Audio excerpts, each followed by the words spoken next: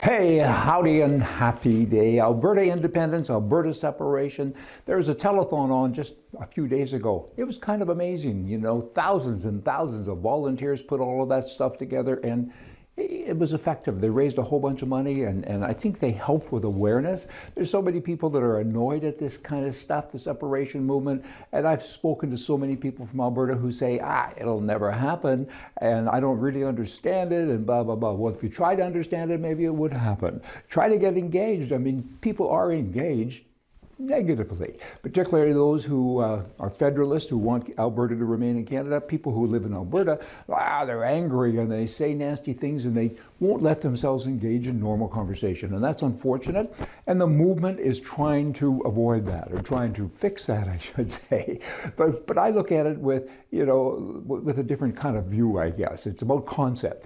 If you're married to somebody, the concept of marriage is a good concept, and you want it to work, okay? So it's not working. So you go to counselors and do all those kinds of things because you do love the concept. And I think people in Alberta who want to stay in Canada, they love the concept. They haven't drilled down to look at it. How does the Canadian government manage their business, which of course is your business because they spend your money all of the time? Let's just have a fast look at what Canada does. For instance, the post office, they lose billions of dollars a year, and they give bonuses upwards to $35 million a year to the people who screw the business up. Okay, again, government people ran by Liberals, and they do a bad job of managing, and they get paid millions of dollars.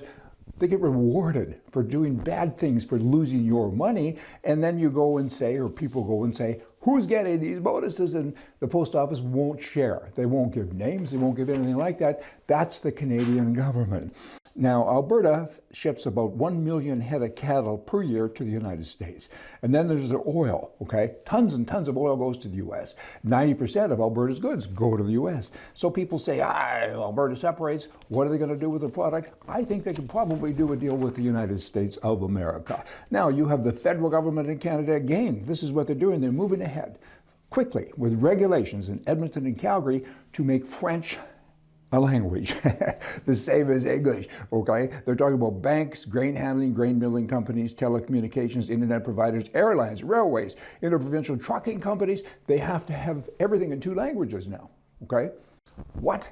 I mean, Edmonton and Calgary, maximum would be 2,000 people that understand French, I think. Hardly anybody does. And it costs trillions of dollars have been spent in Canada on bilingualism, on the Official Language Act, and yet everyone who speaks French, they live in Quebec, and Quebec has their own rules and things. This is the Canadian government managing the economy again.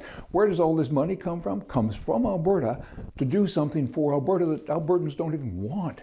That's what's going on in this relationship. And now it's been suggested that Ottawa pull the healthcare system from Alberta.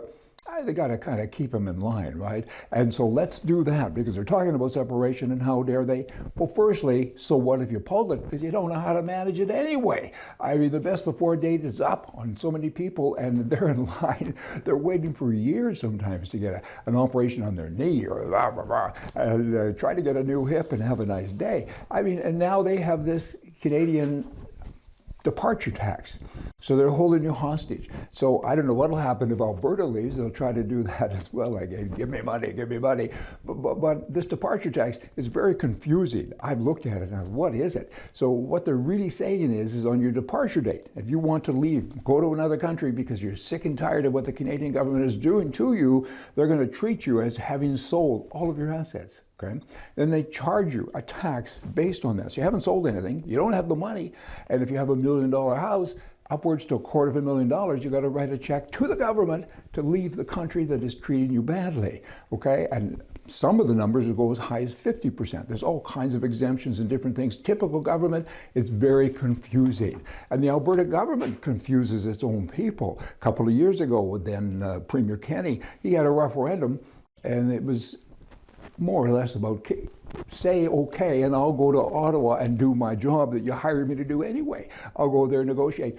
Not unlike the referendum that's going on now with regards to independence. It's a referendum to say, hey, if you vote yes, then we can have a referendum.